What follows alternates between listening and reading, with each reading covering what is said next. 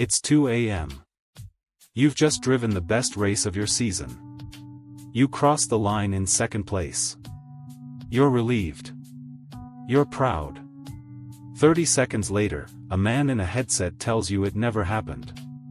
And 48 hours after that, your own boss goes on a podcast and says you deserved it. This is a story about a team that isn't a team. And by the end of this video, you'll be picking a side. Before we get into it, welcome back to NASCAR Racing World. We're closing in on 500 subscribers, and every single one of you watching right now is part of getting us there.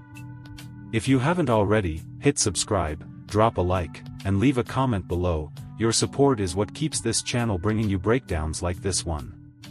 Now, back to Atlanta. The race was the Quaker State 400 at Atlanta Motor Speedway. A rain delay pushed the finish to nearly 2 a.m. on July 13th. Inside that delay, Bubba Wallace was having the kind of night every driver chases and rarely gets. He led 11 laps. His car was fast all night. Everything was building toward a result that could change his season. On the final lap, a three-wide battle broke out between Wallace, Blaney, and Josevar. It played out like the closing scene of a movie nobody had scripted. When it was over, Wallace crossed the line in second place. For a moment, he believed he had saved his night, maybe his season. That feeling lasted 30 seconds. NASCAR officials called for a review.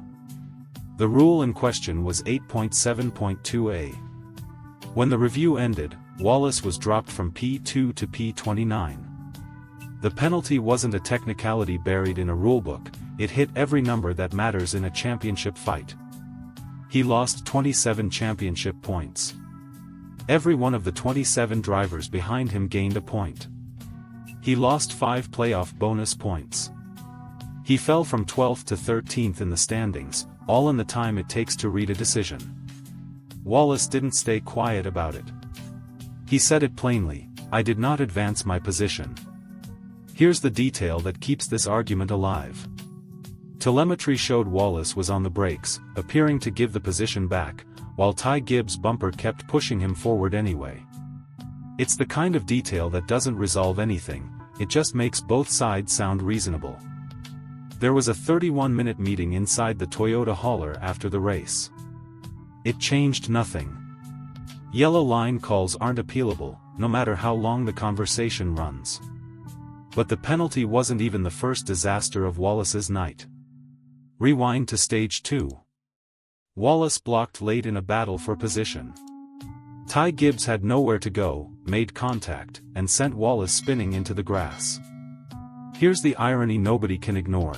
The same driver who wrecked Wallace earlier in the night was the one who, accidentally, shoved him toward a strong finish later on. Villain and assist, from the same man, in the same race. That collision didn't stay buried in stage points. It followed both drivers to pit road. What happened there is the moment fans actually saw first, before either driver spoke to a single reporter.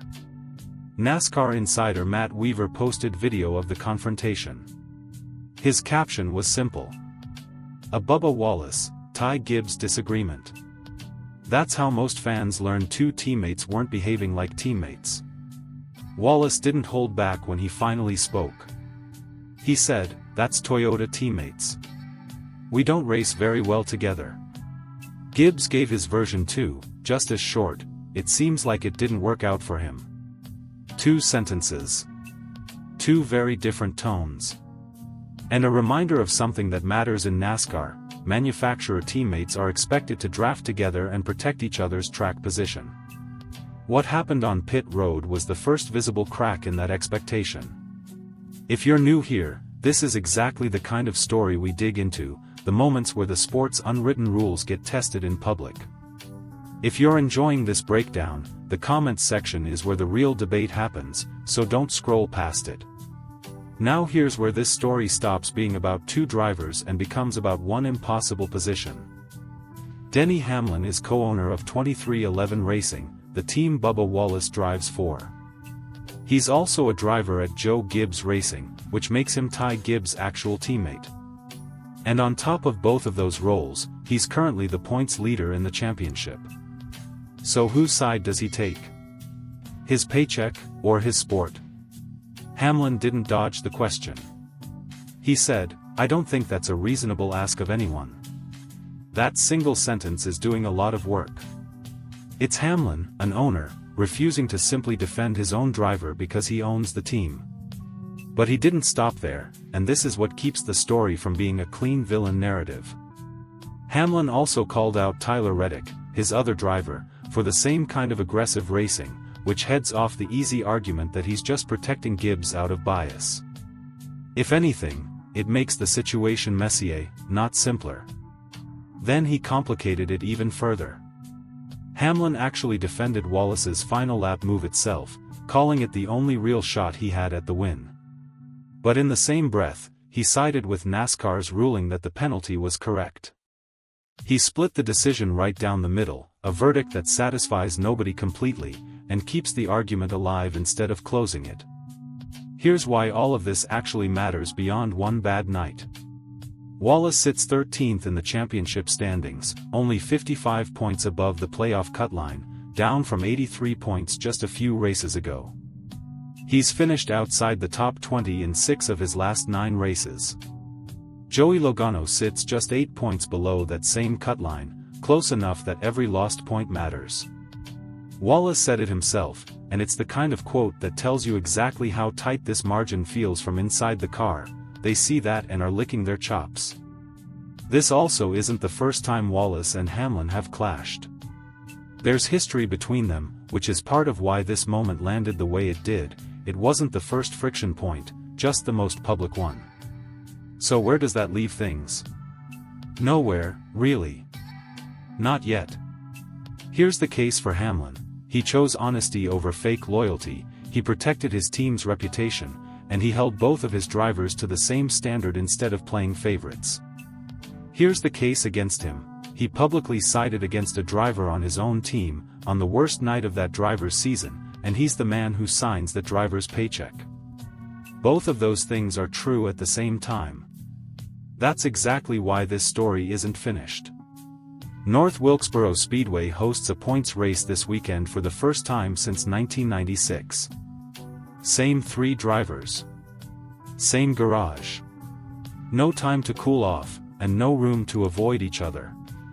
So I'll ask you the same thing I asked at the start. In NASCAR, does team mean loyalty? Or does it mean nothing at all?